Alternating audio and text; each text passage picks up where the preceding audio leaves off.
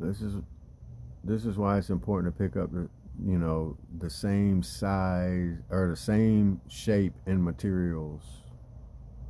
As long as they're the same shape, no matter how big or small they are, this is an example of that because this is how some of this got done.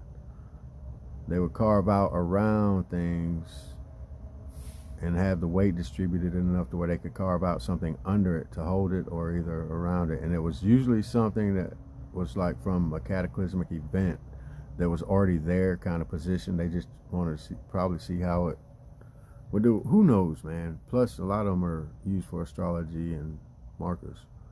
But that is why you pick up the smallest to the biggest of the same thing. Now, that little thing right there is that right there.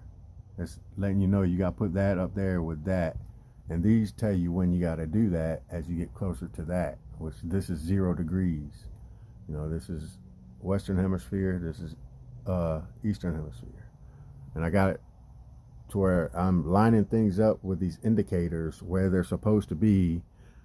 And this is exactly how they're supposed to be. So if you're paying attention, you got any of this is how you do that.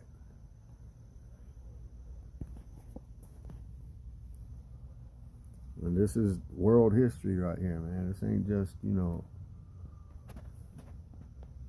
anyway, but you got to follow those indicators and you got to pay attention to what's on each one because there's going to be stories that start unfolding. And what I'm trying to do is I'm just trying to line up something where it belongs regardless. Like that's supposed to be bigger probably. I don't know. I'm still familiarizing myself with the shadow that's been left behind, the residual shadow from these things sitting on them all the time in the sunlight. Because these are sundials and it's a map.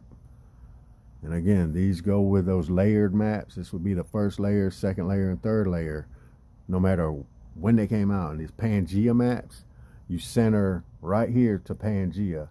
And you could take the ones now over top, overlay it, and center that in the middle of the circle and spin it around, and that'll even highlight stuff on here. I guarantee it.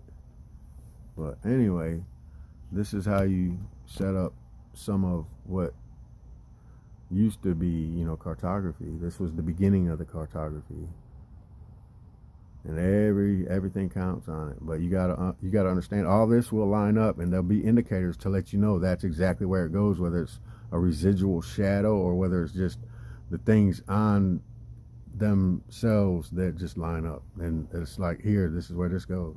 It's that, look right here, dink dink dink, and once you familiarize yourself with longitude, latitude, ocean current